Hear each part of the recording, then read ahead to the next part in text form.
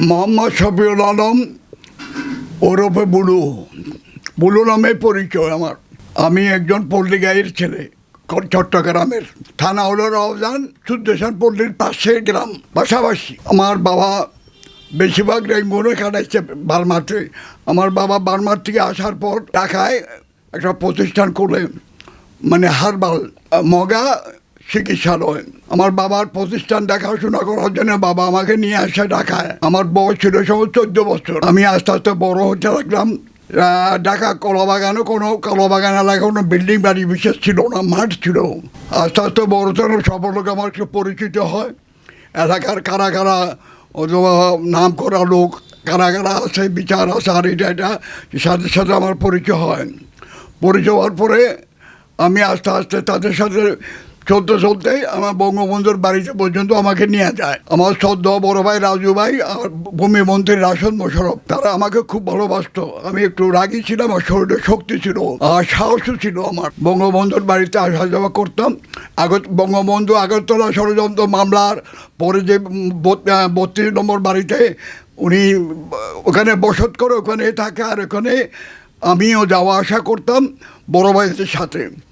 বড় ভাইয়ের সাথে আসা যাওয়া করতো। আমি নিজে এখন বঙ্গবন্ধুর বাড়িতে যাইতাম। আমার একটা লাল ভেসপা ছিল, ওই ভেসপাও নিয়ে আমি ডেলি 2বার 1বার বঙ্গবন্ধুর বাড়িতে যাইতাম। বঙ্গবন্ধু মাঝে মাঝে হাত বুলাই দিত, কী খাবি জিজ্ঞাসা করতো, লেবুর শরবত খাওয়াইতো। বন্ধুবান্ধব আমরাও 5-7 জন ছিলাম, কলাবাগানের বাসিন্দা। আমার বন্ধু মনির, কবির, জিল্লু, লাবু, সিরাজ, মতি, এগুলো আমরা 5-7 জন বন্ধুবান্ধব সবসময় আসা যোগ। আর আমার বন্ধুবান্ধবের কাছেও আমি প্রিয় ছিলাম। আর আমি কোনো কথা বললো আমার কথা তারা শুনতো। 71-এ বঙ্গবন্ধু যে সময় আগরতলা ষড়যন্ত্র মামলাতে আসার পরে বঙ্গবন্ধুর জিজ্ঞাসা করলাম, আপনি কেমন আছিলেন এখানে? কেমন আছিলাম, তোদের বললে তোরা কষ্ট পাবি। সবাই ভালোই ছিলাম, তোরা কষ্ট পাবি আমি তোদের বলতে পারবো না। রাষ্ট্রীয়ভাবে যতগুলো রাজনৈতিক ব্যাপারে যত পোস্টার এগুলো শিক্ষা লাগাতে শুরু করে সব দায়িত্ব আমারও দিত। আর আমাকে বলতো তুই একটু সাবধানে থাকিস, তুই একটু বেশির আগেই মাথা ঠান্ডা করে চলিস, আমাকে এবার কথা বলতো। 71-এ বঙ্গবন্ধুর যে ভাষণ সরোয়ার্দী উদ্যানে যেদিন ভাষণ হয়, ওই দিন আমরা 7-8 বন্ধু ওখানে যে মঞ্চের মধ্যে আমরাও আশেপাশে ছিলাম। মিটিংয়ের পরে আমরা আসলাম কলাবাগান। বঙ্গবন্ধু ভাষণের পরে যা কিছু আছে সত্যের মোকাবিলা করো, তোমাদের যা কিছু আছে এ কথাটা বঙ্গবন্ধু বলাতে কলাবাগানে এসে আমরা একত্রিত হলাম। আমরা কীভাবে চিটাং যেতে পারি। আমাদের একটা বন্ধু আছিল ইঞ্জিনিয়ার, তার একটা জিপ গাড়ি ছিল, ওটা ম্যানেজ করে আমরা 5 দিনের জন্য গাড়িটা নিয়ে আমরা চলে গেলাম স্বাধীনতার পতাকা লাগাইয়া। প্রথম চট্টগ্রাম হচ্ছে টেকনাফ থেকে কক্সবাজার, আবার কক্সবাজার থেকে আমরা রওনা হয়ে গেলাম আবার ঢাকার উদ্দেশ্যে। বঙ্গবন্ধুর বাড়িতে আসলাম। ওই যে 25শে মার্চ রাত্রে এসে বঙ্গবন্ধুর বাড়িতে আমরা গেলাম। যাওয়ার পরে বঙ্গবন্ধুকে বললাম, দেখেন আমরা এখন ফাঁকা আর্মি আসতে পারে। বঙ্গবন্ধুকে বললাম সরে যান, আপনি সরে যান। সরে গেলে বঙ্গবন্ধু এটা বলার পরে বঙ্গবন্ধু ইংলিশে একটা কথা বললো, ডু অ্যান্ড ডাই। তো ডু অ্যান্ড ডাই কী শব্দটা আমি জানি না। অনেকের জিজ্ঞাসা করলাম আমার বন্ধুবান্ধব, ডুয়োটা কবে বুঝোস না, কী করছি এটা? বঙ্গবন্ধু সে জন্মেছে মৃত্যু আছে, এটা ইংলিশে বলছিল বঙ্গবন্ধু। কথাটা আমার এখনও স্মরণ আছে। তারপর যারা আমরা বঙ্গবন্ধুর বাড়িতে আসা যাওয়া করতাম, কিছু স্বাধীনতা বিরোধী আমাদের নাম পাক আর্মির কাছে ক্যাম্পের মধ্যে আমাদের নাম পৌঁছাইছে। নাম পৌঁছানোর পরে আর্মি আইসা আমার দোকানে আইসা আমার কথা বলছে। বলার পরে আমি শুনতে পাই দূর থেকে। আমি কোনো রকম নিজের ঝান্ডা বসাই চলে গেছি। এটা আমাদের সদ্য বড় ভাই রাশেদ ভাই আর রাজু ভাইকে বললাম এই কথাটা।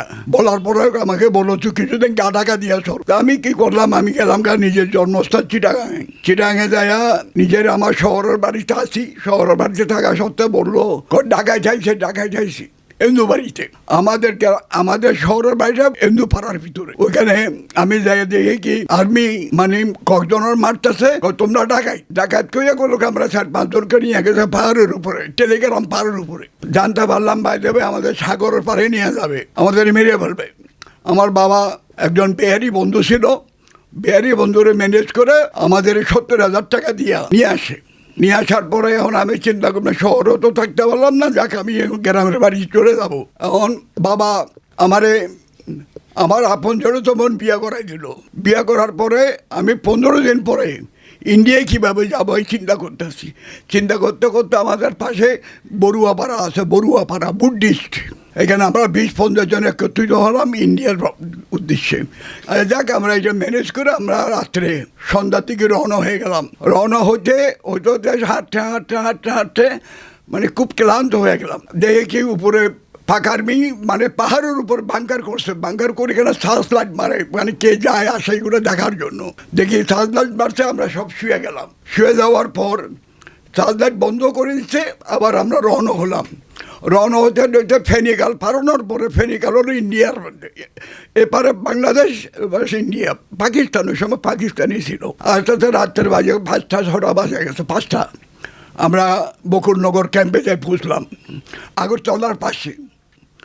ক্যাম্পে যাই আমাদের নাম লেখাইলাম। একটা কম বয়সের একটা ছেলে ছিল আমার সাথে, ওই ছেলেকে বলতেছে তুমি আনফিট, তোমাকে ফিট করতে হবে, তোমার বয়স কম। তো আমি বললাম আমাকেও আনফিট করে দেন, ওকে যদি ফিট না করেন।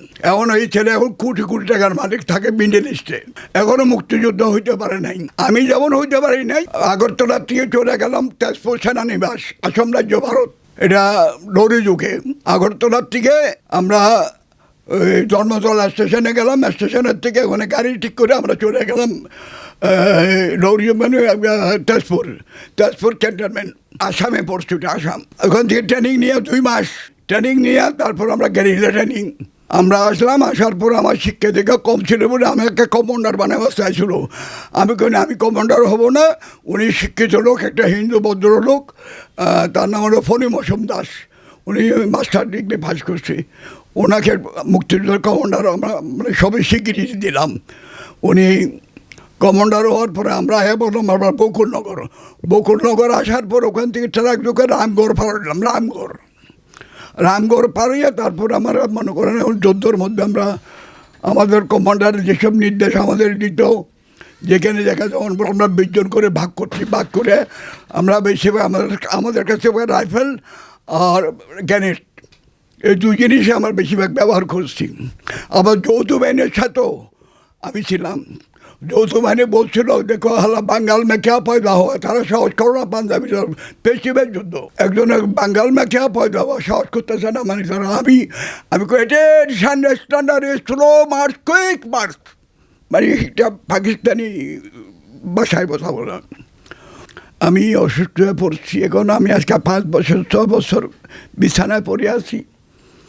আর আমার অনেকে টাকা পয়সা চাইছিল এটা করার জন্য মুক্তিযুদ্ধ। আমি কই টাকা দিয়ে আমি মুক্তিযুদ্ধ হতে চাই না।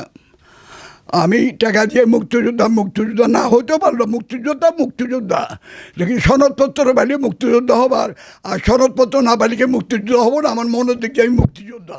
যে সময় দেশ স্বাধীন হলো, স্বাধীন হওয়ার পরে মহিউদ্দিন চৌধুরী আমাদের বড় ভাই ক্যাম্পে একটা সিটি কলেজ একটা ক্যাম্প করলো মুক্তিযোদ্ধাদের জন্য। ওখানে মহিউদ্দিন চৌধুরী আমাকে একটা সেটা, আমি তো ছাত্র ইউনিয়ন থেকে ট্রেনিং নিয়েছি, আমি তো অরিজিনালি মুজিব বাহিনীর লোক। আমাকে আবার মুজিব বাহিনীর একটা সনদপত্র মহিউদ্দিন চৌধুরী আমাকে দিচ্ছে। দেওয়ার পর যাক, উনি সদ্য বড় ভাই, আল্লাহ তার ব্যবস্থা নসিব করো, উনি ভালো লোক ছিল। মোটামুটি আমরা যারা মুক্তিযোদ্ধা ছিলাম আমাদের প্রতি তার একটা সিম্পাথি ছিল, একটা আন্তরিকতা ছিল।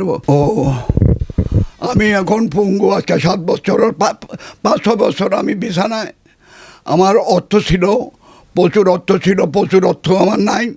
আমি এখন অসহায় পড়ছি। আমার মেয়েদের উপর ভরসা করে আমি চলতে হয়। আমার মেয়ে রাজনীতি সবগুলো শিক্ষিতা, আমার 5টা মেয়ে। আমার মেয়েরা আমাদের বলে আপনি মুক্তিযোদ্ধা ছিলেন, আপনি আমার সনদপত্র কোথায়, মুক্তিযোদ্ধার পরিচয় কী আপনার? আমার মেয়েরা এগুলো বারবার আমাকে হিট করে, আমাকে কথা বলার পর আমার খুব কষ্ট হয়। কারণ হলো আমি ওই সময় চিন্তা করি না যে মুক্তিযোদ্ধা আমার ছেলেমেয়ে, আমার লাগে আমার ছেলেমেয়েদের দরকার আছে। মুক্তিযোদ্ধার আমার ছেলেমেয়েরা আজকে মনে কর আমি এই মরার সময়, আমি এখন মরে যাওয়ার সময় হয়ে গেছে, আমার মেয়েদের আমি এই জিনিসটা দিয়ে দিতে পারি, আমি নিজের ধন্য মনে করো যে আমি আমার মেয়েদের এটা দিচ্ছি। আর আমি এখন হয়ে গেছে, আমি যে কোনো সেকেন্ডে মরে যেতে পারি, আমি এখন প্যারালাইসিসের রুগী। আমার কী যে কষ্ট দিন যাইটা সেটা আমি বাসায় বলতে পারবো না। আমার চিকিৎসাও নাই, আমাকে চিকিৎসা করার জন্য সরকার কোনো একটা সুযোগ আমাকে দিলে আমি মনে করবো আমি বিরাট একটা কিছু পাইছি। আর আমি সুস্থ হতে পারলে আমি শুধু আল্লাহর কাছে প্রার্থনা করবো শেখ হাসিনাকে।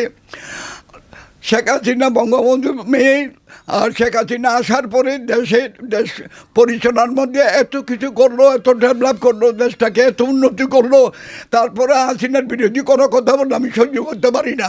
আমি জেলে ছিলাম, জেলে থাকাকালে বঙ্গবন্ধু ছবির মধ্যে অসম্মানই করছিল।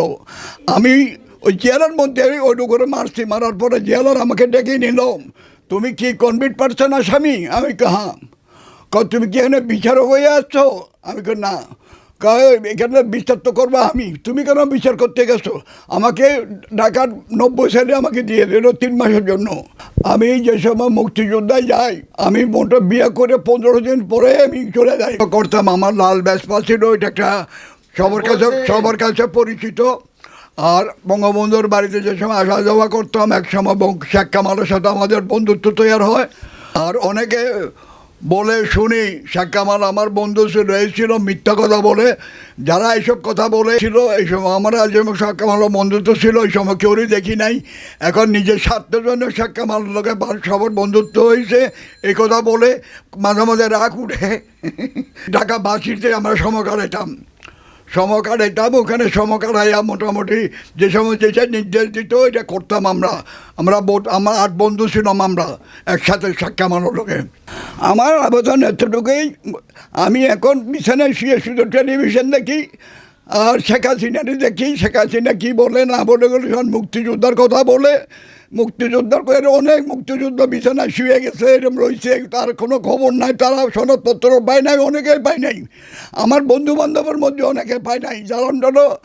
যারা মুক্তিযোদ্ধার গেছে তারা সনদপত্রের জন্য, ওনারা দেশ রক্ষা করার জন্য, মা বোনের ইজ্জত রক্ষা করার জন্য গেছে। আমার দেশের বঙ্গবন্ধুর আদর্শ, বঙ্গবন্ধুর যেই আদর্শ দিয়ে গেছে, এই আদর্শ নিয়ে যদি আমরা মনে করো যদি আমরা রাষ্ট্র চলে, আমরা মনে করি এটাই খুশি।